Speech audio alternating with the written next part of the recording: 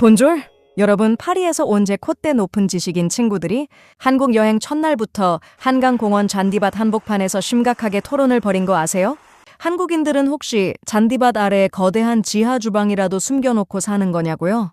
화려한 경복궁이나 미슐랭 레스토랑도 아니고 그냥 돗자리 하나 깔려있는 야외 공원에서 이 친구들의 세계관이 완전히 뒤집혀 버렸거든요. 여러분한테는 주말에 날씨 좋으면 한강에 가서 치킨 시켜 먹고 떡볶이 배달받는 게 너무 당연한 일상이잖아요. 그냥 핸드폰 켜서 메뉴 고르는 게 숨 쉬는 것만큼 자연스러우실 텐데요. 근데 여러분, 평생을 유럽에서 산 프랑스인들 입장에서 보면요. 번지수도 없는 뻥 뚫린 잔디밭으로 갓 튀긴 뜨거운 음식이 정확하게 날아온다는 건 거의 SF 영화에서나 볼 법한 초현실적인 현상이거든요.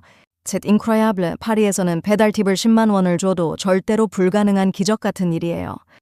제 소개가 조금 늦었네요. 저는 프랑스 파리 소르본 대학에서 사회학을 전공하다가 한국의 다이내믹한 매력에 빠져 4년째 정착 중인 끌루에라고 해요. 원래는 한국의 초고속 성장 이면에 있는 사회 현상을 연구하려고 딱 1년만 머물 계획이었거든요.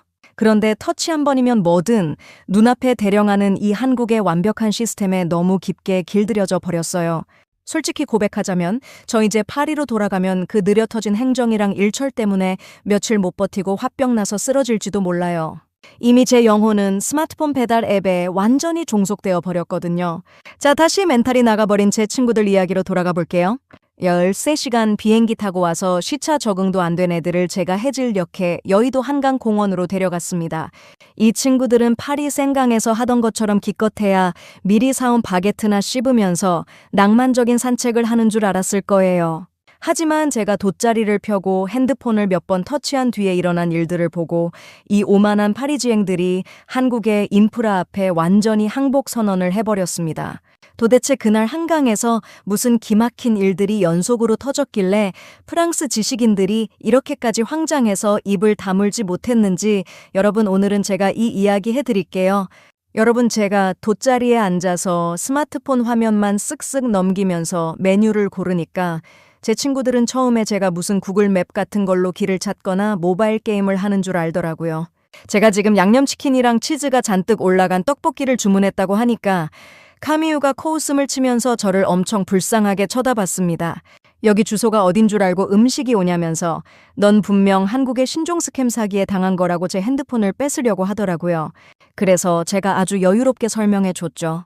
우리는 지금 여의도 한강공원 배달존 2번 구역 근처에 있고 오토바이 기사님이 정확히 그 좌표를 향해 날아오고 계신다고요.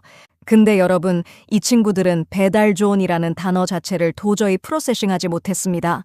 공원 한복판에, 그것도 사방이 뻥 뚫린 잔디밭에 배달 기사님들만을 위한 전용 정거장이 있다는 게 프랑스인 상식으로는 절대 납득이 안 되는 거예요.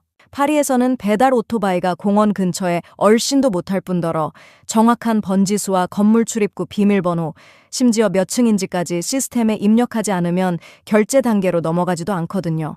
그래서 야외에서 밥을 먹는다는 건 무조건 집에서부터 바리바리 싸 들고 와야 하는 중노동을 의미합니다. 그런데 터치 몇 번으로 갓 조리된 음식을 야외로 부른다니 친구들 입장에서는 제가 무슨 허풍을 떠는 줄 알았던 거죠. 주문한 지 정확히 25분 뒤에 제 핸드폰이 울렸습니다.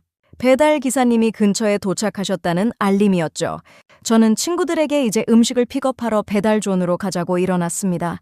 그런데 갑자기 레아가 제 팔을 확 낚아채더니 사색이 된 얼굴로 소리를 지르는 거예요.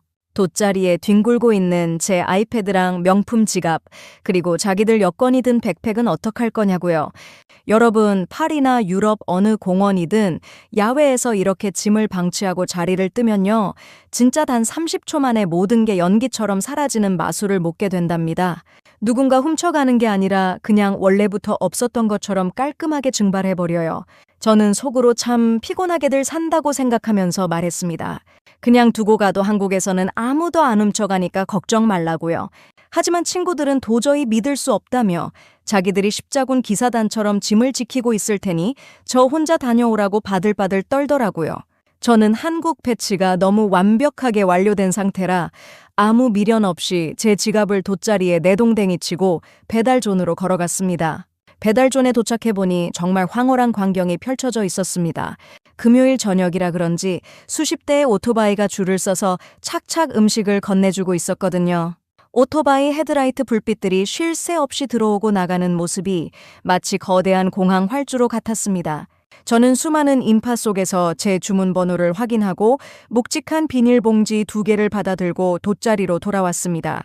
친구들은 제가 진짜로 한가득 음식을 들고 나타나니까 유령이라도 본 것처럼 눈이 동그랗게 변했어요. 게다가 돗자리에 있던 우리 짐은 머리카락 하나 안 건드려진 채 그대로 있었잖아요. 다들 지나가면서 쳐다보지도 않고요. 친구들은 냄새나는 배달 음식이 기적처럼 도착했다는 사실보다 자기들 가방이 공공장소에서 무사하다는 사실에 1차로 엄청나게 황장해 하더라고요. 여기서 사회학 전공자인 제가 팩트를 하나 집어가자면요. 여러분, 한강의 이 거대한 배달 시스템은 단순히 스마트폰 앱이라는 IT 기술만 발전했다고 해서 완성되는 게 절대 아닙니다. 이건 한국 특유의 어마어마한 고신뢰 사회, 그러니까 하이트러스트 인프라가 완벽하게 깔려있기 때문에 가능한 겁니다. 넓은 야외 공원에서 수백 수천 명의 불특정 다수가 오가는데 배달기사와 손님이 엇갈리지 않고 정확히 물건을 교환하잖아요. 거들 사이에 아무도 남의 배달 음식을 가로채거나 돗자리에 물건을 훔치지 않는다는 확고한 사회적 믿음이 있는 거예요. 유럽의 거대한 광장에서는 상상도 할 수 없는 엄청난 시민의식입니다. 공공장소와 타인에 대한 극도의 신뢰가 없으면 이 거대한 야외 물류 시스템은 단 하루 만에 도난과 분실, 그리고 컴플레인으로 무너지고 말 거거든요. 저는 한강 배달존을 볼 때마다 21세기 인류가 도달한 최고의 사회학적 성취라고 혼자 감탄하곤 합니다. 그리고 제가 포장을 뜯는 순간 두 번째 물리적 충격이 프랑스 친구들의 뇌를 강타했습니다. 방금 펄펄 끓는 기름에서 건져낸 것처럼 바삭바삭한 양념치킨과 뚜껑을 열자마자 김이 확 모락모락 피어오르는 혀를 댈 정도로 뜨거운 떡볶이의 열기가 느껴졌거든요. 파리에서 3시간 만에 차갑게 굳어버린 피자만 먹어본 카미유는 치킨 한 조각을 베어 물고는 감격해서 진짜로 눈물을 글썽겼습니다. 분명히 탁 트인 야외 잔디밭인데 어떻게 음식이 주방에서 1초 전에 나온 것 같은 온도를 유지하냐는 거죠. 이 오토바이 기사님들은 중간에 웜홀이라도 뚫고 온 거냐며 물리법칙을 위배하는 한국의 미친 속도에 심하게 찔린 표정이었습니다. 근데 여러분 진짜 대단한 점이 뭔지 아세요? 저는 오늘 밤 이 파리지앵들의 콧대를 아주 분자 단위로 박살내기로 결심했습니다. 뜨거운 떡볶이와 바삭한 치킨으로 이미 멘탈이 너덜너덜해진 친구들에게 결정타를 날리러 일어났죠. 바로 한강 편의점과 즉석 라면 기계입니다. 치킨을 다 먹어갈 때쯤 제가 매콤한 국물이 필요하지 않냐며 친구들을 이끌고 편의점으로 갔습니다. 이미 해가 져서 어둑어둑해진 밤 10시가 넘은 시간이었는데 한강 편의점은 대낮처럼 환하게 불을 밝히고 있었어요. 프랑스 같으면 밤 10시에 공원에 있는 상점은커녕 가로등도 제대로 안 켜져서 엄청 음습하고 공포스러운 분위기가 나거든요. 이상한 취객들이 모여 있을까봐 발걸음도 빨리 해야 해요. 그런데 이곳은 24시간 돌아가는 거대한 넌사인 요새 같았고 가족 단위로 강아지를 산책시키는 너무나 평화로운 풍경이 펼쳐져 있었습니다. 편의점 안으로 들어간 친구들은 그 압도적인 제품 규모에 입을 다물지 못했습니다. 파리의 퀴퀴한 구멍가게 수준이 아니라 없는 게 없는 만물상이었거든요. 저는 능숙하게 봉지 라면 3개와 전용 은박지 그릇, 그리고 날계란까지 야무지게 사서 밖으로 나왔습니다. 그리고 한강의 명물, 라면 조리기계 앞에 섰죠. 제가 은박지 그릇을 기계 위에 올려놓고 바코드를 찍은 뒤 버튼 하나만 누르니까 기계가 알아서 뜨거운 물을 콸콸 쏟아내더니 정확한 타이머에 맞춰 라면을 보글보글 끓이기 시작했습니다. 레아는 기계가 라면 종류를 바코드로 인식해서 물량과 끓이는 시간을 오차 없이 스스로 계산한다는 걸 알고는 진짜 최첨단 인공지능 로봇이라도 영접한 것처럼 경외심을 담아 쳐다보더라고요. 여러분, 파리 노천식당에서는 종업원 한 명 눈 마주쳐서 테이블로 부르고 물 한 잔 달라고 부탁하는 데만 과장 안 보태고 20분이 걸리잖아요. 그런데 여기서는 내 손가락 하나만 까딱하면 내가 원할 때 언제든지 완벽한 온도의 라면을 셀프로, 그것도 야외 강바람을 맞으며 끓여 먹을 수 있다는 사실에 이 친구들의 그 잘난 파리부심이 완전히 무너져 내리는 게 보였습니다. 제가 라면이 끓는 중간에 젓가락으로 면을 들었다 놨다 하면서 공기랑 마찰을 시켜줘야 면발이 더 쫄깃해진다고 시범을 보여주니까 친구들이 저를 무슨 미슐랭 3스타 셰프 보듯이 우러러보더라고요. 저는 속으로 너희들 파리에서 딱딱한 바게트나 뜯을 때 나는 여기서 쩝쩝박사 학위를 땄다며 혼자 으스댔습니다. 그런데 한국을 좀 보세요. 진짜 이 모든 것의 피날레는 먹방이 끝난 직후에 찾아왔습니다. 치킨에 라면에 맥주까지 잔뜩 마신 친구들이 화장실이 급하다고 발을 동동 구르더라고요. 제가 공원 한쪽에 있는 커다란 공공 화장실 건물을 가리키니까 친구들이 얼굴을 확 찌푸리면서 그냥 호텔 갈 때까지 꾹 참겠다고 질색을 하는 거예요. 파리에서 공중 화장실은 정말 지옥불 트라우마 그 자체거든요.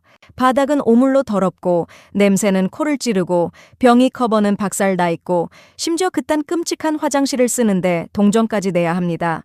제가 돈 안 내도 되고 진짜 깨끗하니까 제발 한 번만 들어가 보라고 친구들 등을 떠밀어 넣었죠. 그리고 5분 뒤에 화장실에서 나온 레아와 카미유의 표정은 마치 5성급 호텔 스위트룸에서 방금 최고급 스파를 마치고 나온 사람들 같았습니다. 레아가 약간 상기된 목소리로 저한테 따지듯이 묻더라고요. 아니 어떻게 공원에 있는 무료 화장실에 뽀송뽀송한 휴지가 넉넉하게 채워져 있고 세면대 물도 콸콸 잘 나오고 비누까지 펌프통에 가득 들어있을 수 있냐고요. 심지어 화장실 안에 에어컨까지 빵빵하게 틀어져 있어서 밖보다 시원했다며 이건 한국 정부의 심각한 예산 낭비 아니냐고 헛소리를 하더라고요. 게다가 병이 옆에 비상벨까지 설치되어 있는 걸 보고는 완벽한 치안 방어 시스템이라며 혀를 내둘렀습니다. 저는 콧방귀를 뀌면서 한국에서는 어딜 가나 이 정도 퀄리티의 화장실이 기본 옵션으로 제공된다고 말해줬습니다. 돈 한 푼 안 내고 이렇게 쾌적하고 안전한 시설을 마음껏 이용할 수 있다는 것 자체가 프랑스인들에게는 자본주의의 기적을 넘어선 종교적 체험처럼 느껴진 거죠. 밤 11시가 훌쩍 넘은 시간에 여자 넷이서 돗자리에 누워 블루투스 스피커로 노래를 틀어놓고 밤바람을 맞고 있는데 주변에는 기타 치며 버스킹하는 사람들과 웃고 떠드는 대학생들 뿐이었습니다. 강도나 이상한 취객이 시비를 걸 걱정 없이 그저 완벽하게 안전하고 평화로운 밤이었죠. 여러분도 이거 진짜 신기하지 않으세요? 이 작은 나라에 얼마나 엄청난 인프라가 압축되어 있는지 말이에요. 여러분 오늘 제 이야기 어떠셨나요? 사실 한국인 분들에게 한강공원은 그냥 주말에 자전거 타고 라면 먹으러 가거나 강아지 산책시키는 아주 평범하고 친숙한 휴식처잖아요. 너무 일상적인 공간이라서 특별하다고 생각조차 안 하실 텐데요. 하지만 평생을 유럽의 그 낡고 느린 시스템 속에서 살아온 외국인 입장에서 보면 한강은 단순한 잔디밭이 절대 아니에요. 극도의 치안, 사각지대 없는 세계 최고 수준의 5G 통신망, 언제 어디서든 좌표만 찍으면 달려오는 압도적인 물류 배달망, 남의 물건에 손대지 않는 높은 시민의식, 그리고 한념없이 누릴 수 있는 완벽한 공공행정 시스템까지 이 모든 게 빈틈없이 맞물려 돌아가는 이 작은 반도 국가가 가진 최고급 소프트웨어와 하드웨어가 남김없이 집약되어 있는 거대한 국가적 쇼룸인 거죠. 저는 그날 밤 돗자리에 누워서 제 친구들이 연신 시에스트 인크로에블을 연발하며 감단하는 걸 들으면서 마치 제가 방금 서울 강남 한복판에 빌딩 하나 산 사람처럼 어깨가 엄청 으쓱해지더라고요. 솔직히 말하면 저는 한국이 너무 자랑스러워요. 저는 프랑스 사람이지만 한국의 이 미친 효율성과 배려심 넘치는 시스템을 겪고 나서는 완전히 한국 편이 되어버렸거든요. 여러분은 매일 이 엄청난 기적 같은 인프라 속에서 숨 쉬듯 살다 보니 그 가치를 가끔 잊어버리시는 것 같아요. 하지만 밖에서 온 저희 같은 이방인들이 보기에는 여러분이 일상적으로 누리는 그 편리함 하나하나가 수백 년 된 유럽의 어떤 건축물보다도 훨씬 더 위대하고 부러운 엄청난 사회적 자본이랍니다. 제 친구들은 그날 이후로 남은 일주일의 여행 기간 내내 입만 열면 한강 배달이랑 공중 화장실 이야기만 했어요. 파리로 돌아가는 비행기를 타기 직전까지도 공항 벤치에서 굳이 배달 앱으로 아이스 아메리카노를 시켜 먹으면서 한국의 이 무시무시한 시스템에 뼛속 깊은 임프레션을 받고 떠났대요. 그리고 며칠 전에 단톡방에 연락이 왔는데 파리생강에서 피크닉 하려고 피자 시켰다가 기사랑 싸우고 결국 굶었다고 울상을 짓더라고요. 저는 그걸 보면서 정말 고소해 죽는 줄 알았거든요. 한국의 맛을 한번 봐버렸으니 이제 평생 파리의 그 느려 터진 시스템을 원망하며 살게 된 거죠. 어떻게 보면 제가 친구들 인생에 아주 지독한 한국 바이러스를 심어준 셈이네요. 그리고 저는 이미 이 무서운 한국 인프라의 노예가 된 지 너무 오래예요. 주식으로 치면 저는 거의 상장전에 들어간 사람입니다. 물론 제 통장에 꽂히는 진짜 배당금은 없지만 밤 12시에 야외에서 따뜻하고 안전하게 라면을 먹을 때마다 제 마음에 엄청난 배당을 듬뿍 받고 있거든요. 이제 파리로 돌아가면 그 답답한 일철과 지저분한 거리 때문에 분명히 일주일도 못 버티고 알아놓을 거예요. 저는 그냥 평생 이 한강의 기적 속에서 돗자리나 펴고 살 운명인가 봐요. 다음에 여러분이 한강에서 돗자리를 펴고 배달 음식을 받으실 때 혹은 한강 화장실에서 뽀송뽀송한 휴지를 쓰실 때 한 번쯤 생각해 보세요. 아, 내가 지금 전 세계 99%의 사람들이 부러워하는 엄청난 프리미엄 VIP석에 앉아 있구나 하고요. 오늘 제 이야기가 여러분의 평범한 일상을 조금이나마 다르게 그리고 더 자랑스럽게 볼 수 있는 역정이 되었으면 좋겠네요. 오늘 준비한 이야기는 여기까지예요. 제 이야기를 더 듣고 싶으신 분들은 좋아요와 구독, 알림 설정 한 번씩만 눌러주시면 감사하겠습니다. Merci d'avoir regardé.